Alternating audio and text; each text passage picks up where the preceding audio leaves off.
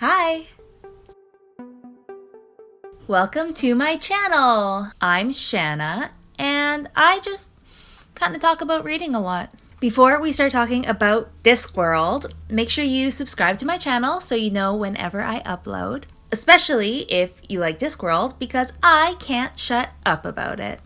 So, let's talk about Discworld, finally! There are 41 books in this series, not including the short stories. So, it's kind of intimidating and confusing to get started. Even then, there are a couple of different schools of thought on how these books should be read, so Googling it doesn't even really make it easier. I have tried 2 ways of reading these books, so I feel like I've got a pretty good understanding about what works for me, and yeah, I'm gonna let you know about it. This is obviously just my opinion, but I'm really smart and great at reading, so I'm going to start off with a broad overview of what Discworld even is. I know I've been dying to do this for like every video up until now, so yay! And then we will get into the best way to read this series. If you already know what Discworld is, you can skip to here, and that's when I'll start talking about how to read the series. Here we go. So, Discworld. Genre-wise, it is clearly fantasy. So that's easy. If you go to the fantasy section of your bookstore, that is where they'll be. But, of course, fantasy has 100 subgenres, and this fits into, I'd say, 2 of them. Comedic fantasy, because they're hilarious, and fantasy.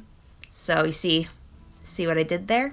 They're also absurdist fantasy. This gets down into its subgenre, and it gets a little philosophical, but you know what? Let's try. So just the word absurd means like wildly illogical, which, I mean, yeah, check. But it's more than that. Absurdism is actually a philosophy like nihilism or existentialism. Absurdism is defined as... Sorry, I'm going to read this because otherwise I'll get it wrong. 1. Intentionally ridiculous or bizarre behavior or character. Or 2. The belief that human beings exist in a purposeless, chaotic universe.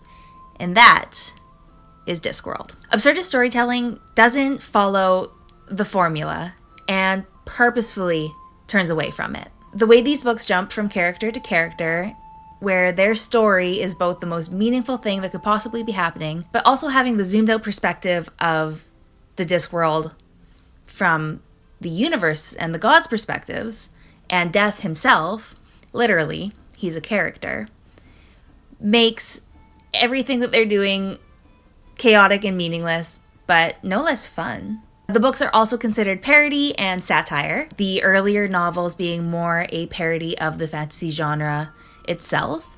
There are clear parallels with Tolkien and Lovecraft, Shakespeare. Who else? Mythology and folklore. He takes every cliche and every trope and just plays with them. And it's so much fun. The later novels, and really all of them, have a satirical look at just normal life. And nobody is safe.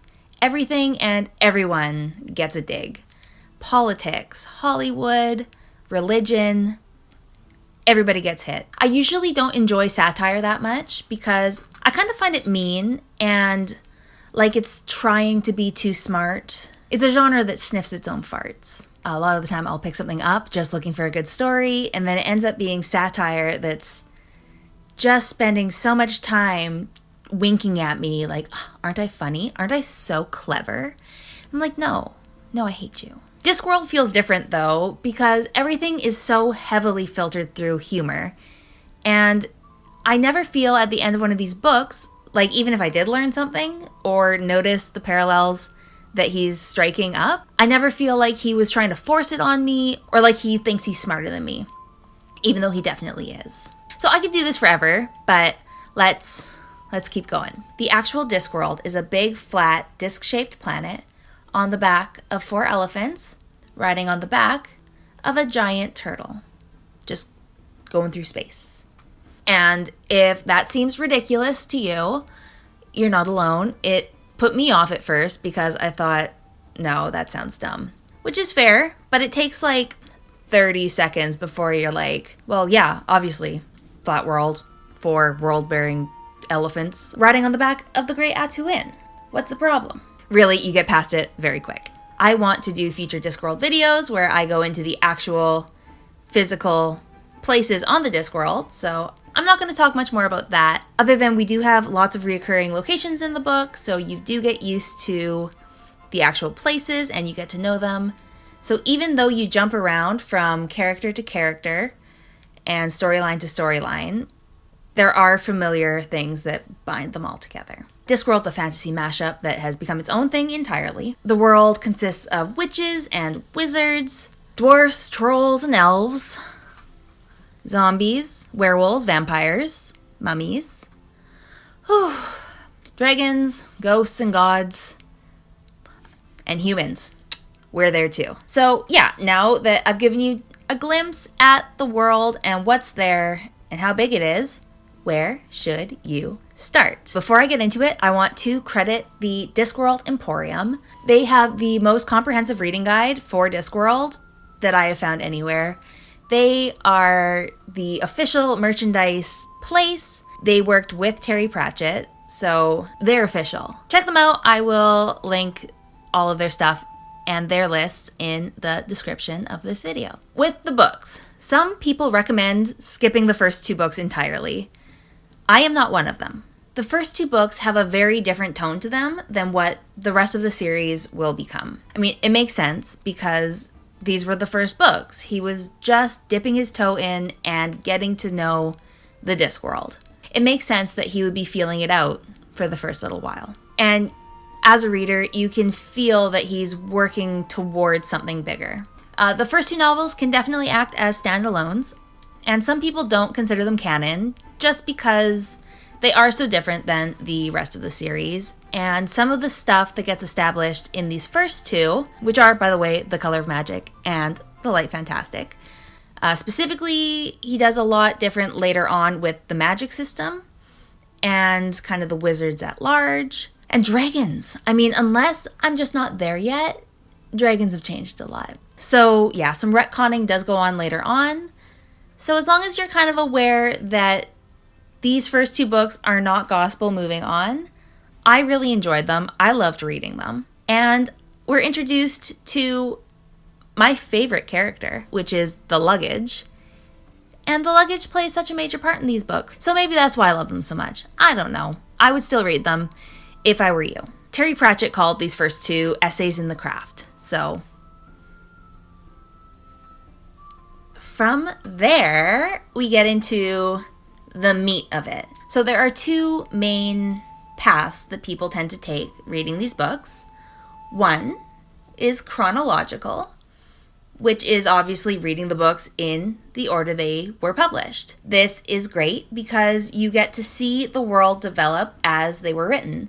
I read the first 8 books in the series this way, and I really did enjoy it.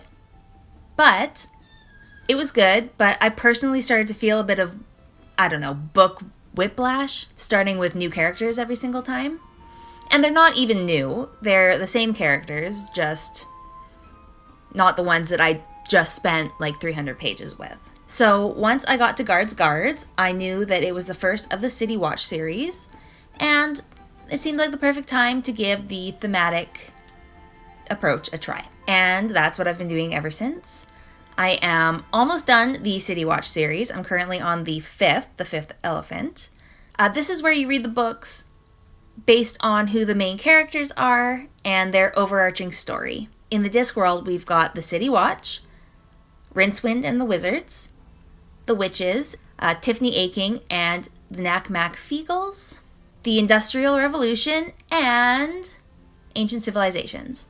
So all of the books can be put into one of these groups, and then you can read them all together. So the style does have its cons. I'm starting to miss the other characters. Like, I haven't seen Rincewind in forever, and I kind of want to know what the hell happened to him. Yeah, it just feels like it's been a really long time since I've heard from other characters.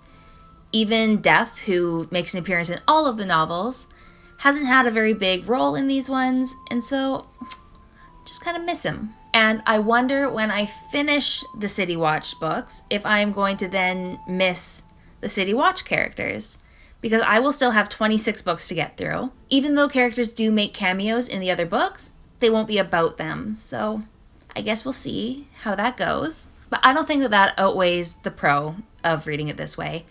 It's honestly been much more enjoyable getting to watch these characters' stories progress and not having a bunch of stories in between where I kind of forget.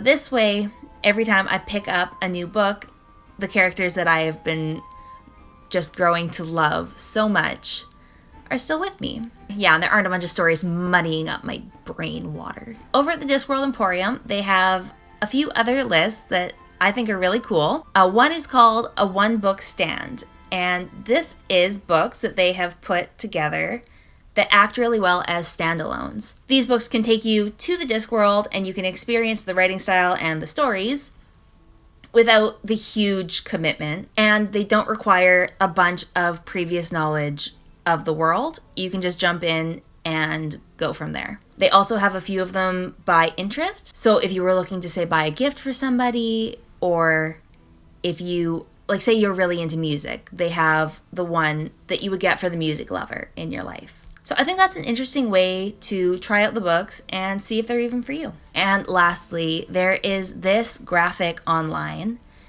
You can find it really easy, but I will link it. It is cool because it speaks to the completionist in me. It has all the books divided into their like subcategories, but then it also links up books that have a loose connection. So if you want everything that has the City Watch in it, it'll show you everything that has them in it. So the main series order is shown, but then also anything that even has a loose thematic thread connection will be listed on there too. I think I am going to continue reading the books thematically because I've just found it to be the more enjoyable reading experience. Hopefully I'm not going to miss these characters too terribly much. If I change my mind down the road, I will let you know. I will update this. But, I mean, I'm 12 books in? I'm feeling pretty confident. So, yeah, I will put all of the resources I have mentioned in the description down below. And I hope that you have been inspired to start the series. I want more people to talk about it with me, so do it. Read it. Come on. Honestly, it's so fun. And I've been so grateful for it this year. I don't have the mental or emotional capacity this year to take on the great big fantasy tomes that I usually would enjoy. So even though this is a massive series, it is light and funny and has all of the fantasy that I want. And the books are like bite-sized chunks, so it's easier to get through than 1,000 pages of a bigger story. Even though I'm reading more than 1,000 pages for sure. So yeah, thank you for watching, everyone. Let me know if you like this video by hitting the like button. I would really love to make more Discworld content, so liking and subscribing to the channel lets me know that you would like that too. Oh, and also let me know if there's anything Discworld you would like to see covered, because I want to make it for you. So yeah, hit the bell, subscribe, and then you'll know whenever I upload a video. I try and put videos up every Monday and Friday. Thanks guys, I will see you next time. Bye! I love that crazy homicidal box. The City Watch, it has